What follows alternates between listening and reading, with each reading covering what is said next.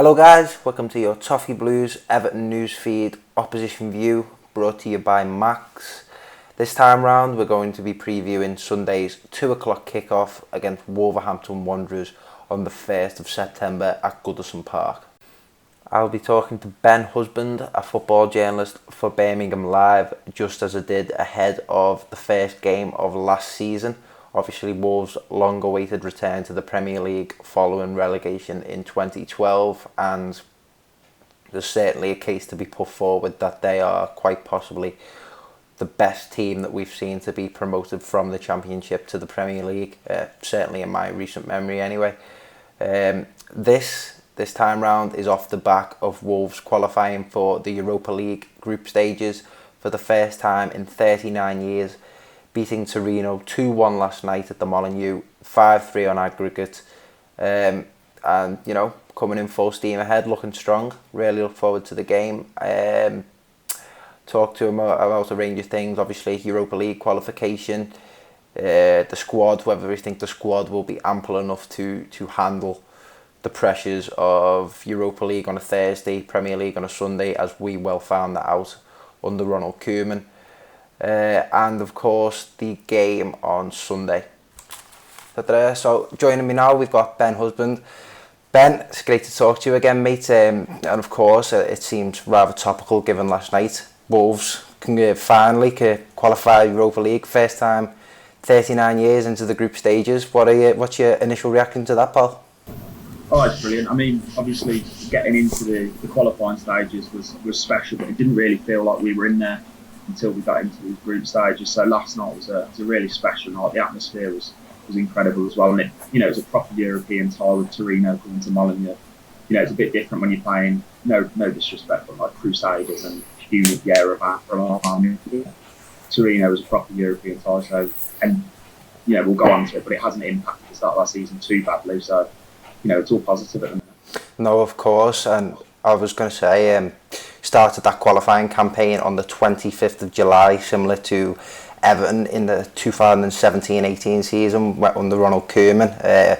I think the slight juxtaposition there is Wolves have got a real settled base and a squad that are all on the same wavelength, whereas that was the complete opposite end of the spectrum for Everton. It was an entire group of new players, and the wheels came off in both competitions really, Europa League and the Premier League.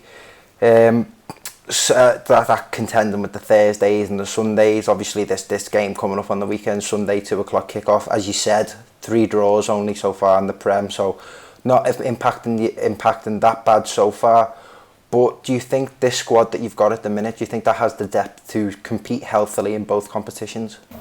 I'll be honest, in the summer I probably wanted maybe one more midfield player just to come in and freshen it up. I mean, Coutinho's played, pretty sure in saying he's played all 8 games in the last month. He's on the other side of 30. It doesn't look like it's impacting him yet, but as you say, we're only at the end of August. He's made enough tweaks and he's brought in a couple of options that sort of can freshen up the Euro.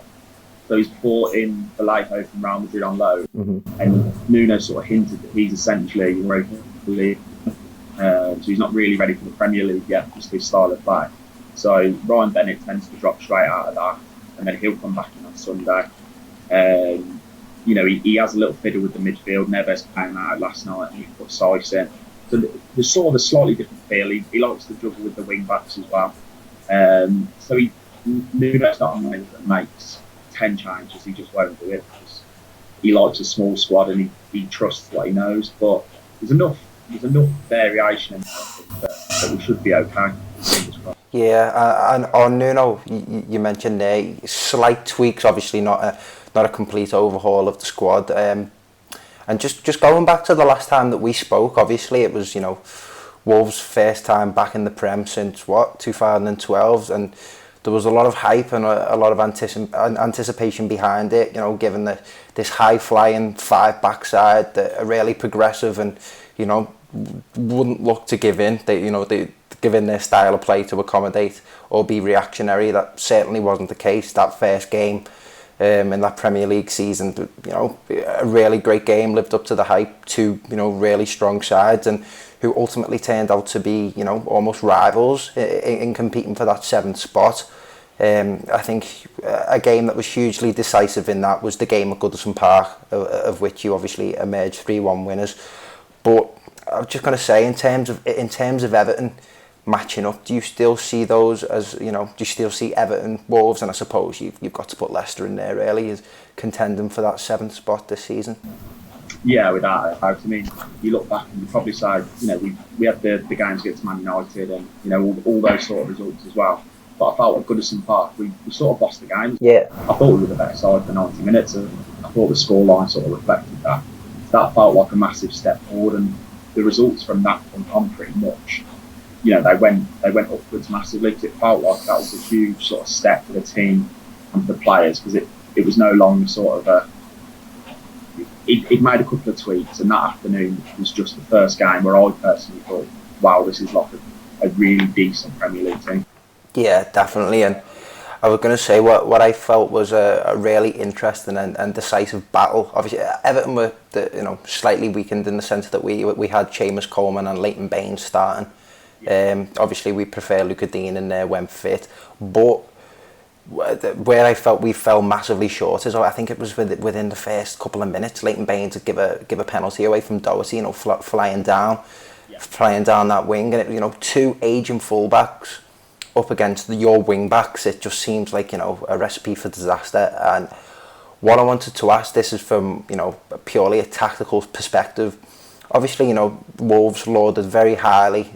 Nuno is held in very high regard in his philosophies.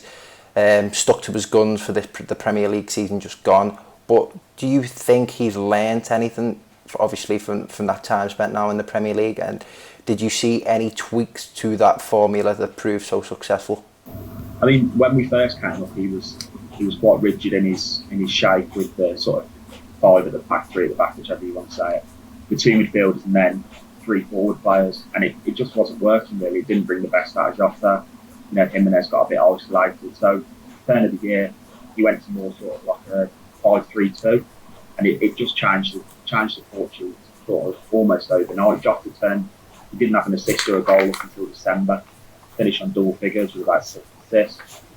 You know, Jimenez finished on 13 league goals. It got the best out of both of them.